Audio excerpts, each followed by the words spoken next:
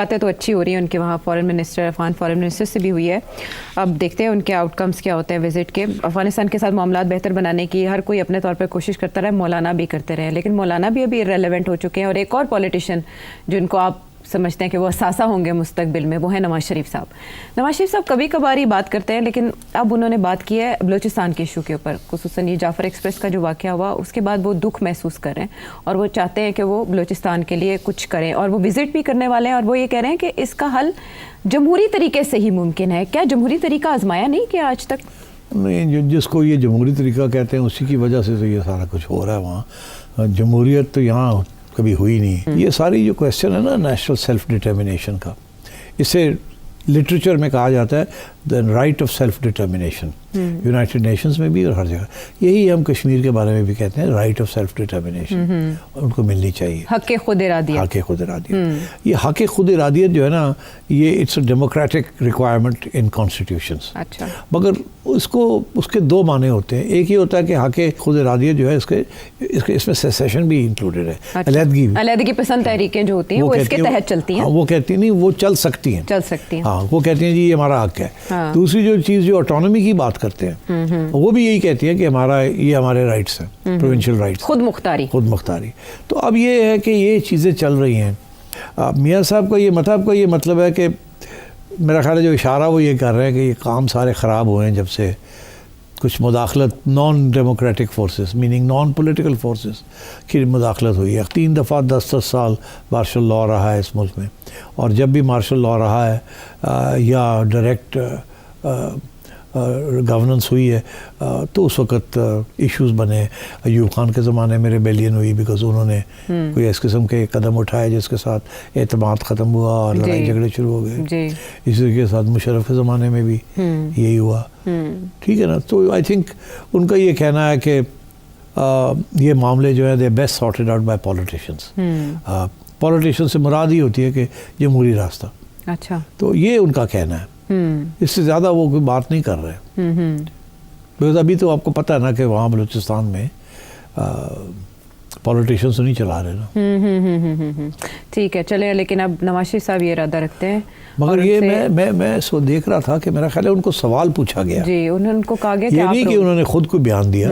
सवाल पूछा गया कि बलूचिस्तान में ये हो रहा है वो हो रहा है, तो आप क्या कहते हैं, आप जाएंगे या नहीं जाएंगे। तो जब इस किस्म का सवाल हो तो आगे से बंदा की कहे कि नहीं मैं नहीं जाऊँगा, मन नहीं पता क्यों हो रहा है। तो बंदा कहता हाँ मुझे पता है, बड़ा अफसोस हुआ है, हाँ मैं जाऊँगा, मैं देखता हूँ। तो मेरा ख्याल है इससे ज़्यादा इसकी अहमियत नहीं है इसकी। अलबत्ता मैं ये समझता हूँ कि इसकी अहमियत होनी चाहिए।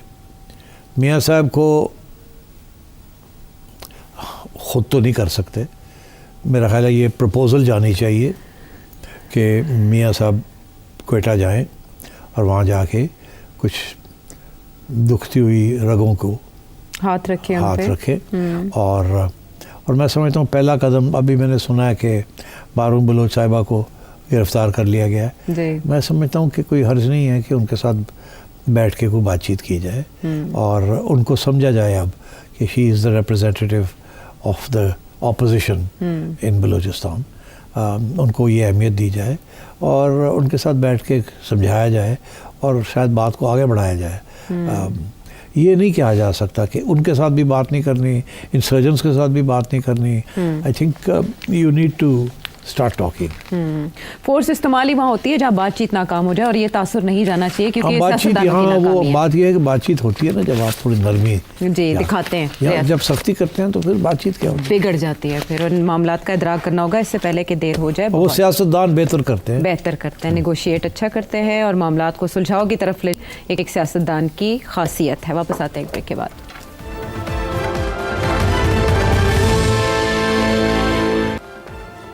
Welcome back to the show. Suhaib, England से सेठी साहब से क्या जानना चाहते हैं?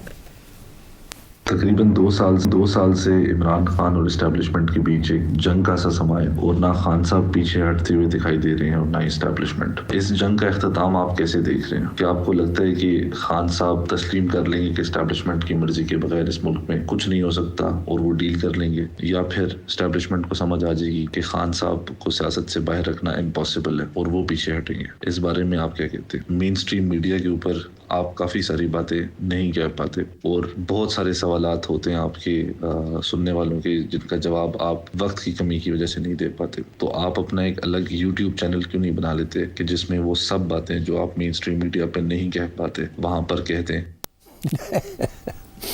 ਤੁਸੀਂ ਚਾਹੁੰਦੇ ਹੋ ਕਿ ਮੈਂ YouTube ਤੇ ਆ ਕੇ ਉਹ ਗੱਲਾਂ ਕਰਾਂ ਜਿਹੜੀਆਂ मैं ਇੱਥੇ नहीं कर सकता, तो वो भी बंद हो जाएगी। माहौल ऐसा है कि खुल के बात बड़ा मुश्किल है करना। टेंशन्स काफ़ी है हर जगह पे और टॉलरेंस बहुत कम हुई हुई है हर जगह पे, सब सियासी जमातों में। आई थिंक थोड़ा सा तरीके से अब चलना पड़ेगा।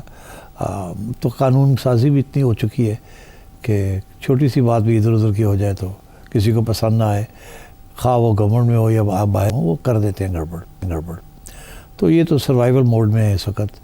तो बाकी बात ये हुई कि इमरान खान और इस्टेब्लिशमेंट, देखिए बात उस वक्त बात आगे बढ़ती है जब एक कमज़ोर पड़ जाए और एक हावी हो जाए। अगर दोनों कमज़ोर ना पड़ें तो फिर लड़ाई झगड़े चलते रहते हैं। तो ये जो अब खान साहब ने बड़ी कोशिश की है किसी तरीके के साथ वो हावी हो जाए, मगर वो नहीं हो सके।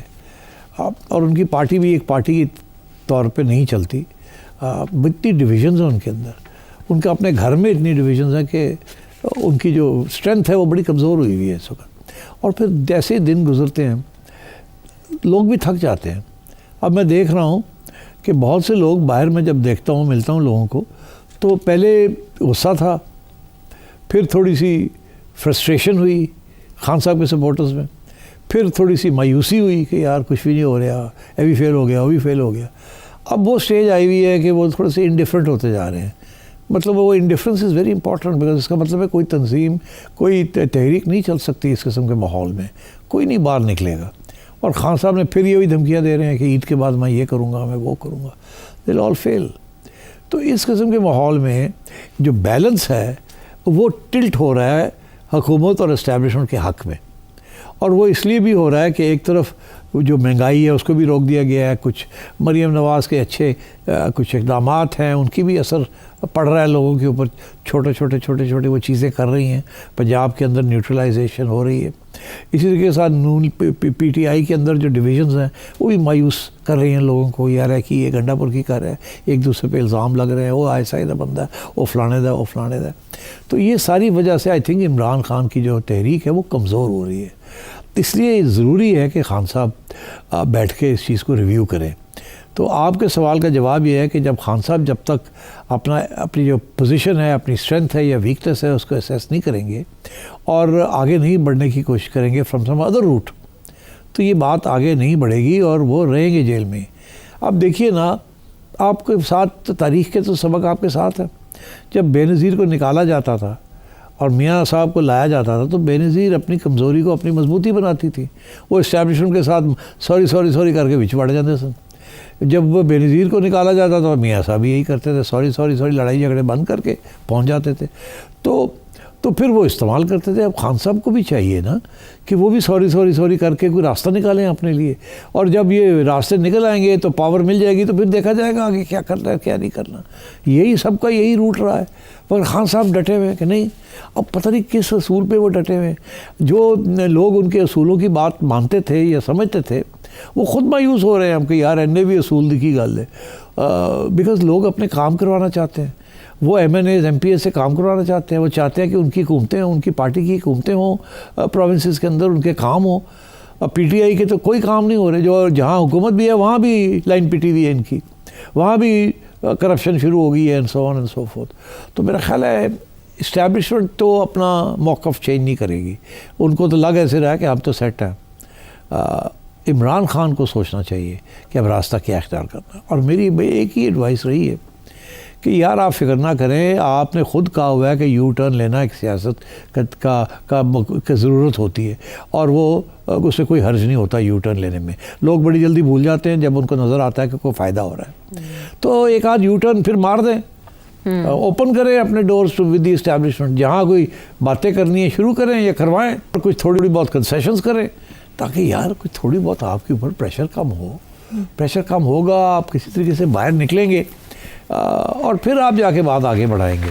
आपको एक नई इलेक्शन चाहिए, जेल में बैठ के इलेक्शन नहीं मिलेगी आपको। इलेक्शन मिलेगी जब पार्लियामेंट में जाएंगे आप, फिर आपको इलेक्शन मिलेगी। अभी तो आपकी आवाज़ ही कोई नहीं सुन रहा। और जो थोड़ी बहुत सुनाई दे रही थी वो भी बंद कर दी उन्होंने। तो इसलिए I think PTI needs to review its policies. और ये अच्छी खबर थी कि अब वो इंडिपेंडेंट लोगों को कह रहे हैं कि तुसी जाके खान साहब को समझाओ, मगर मेरा नहीं ख्याल खान साहब उनकी बात मानेंगे।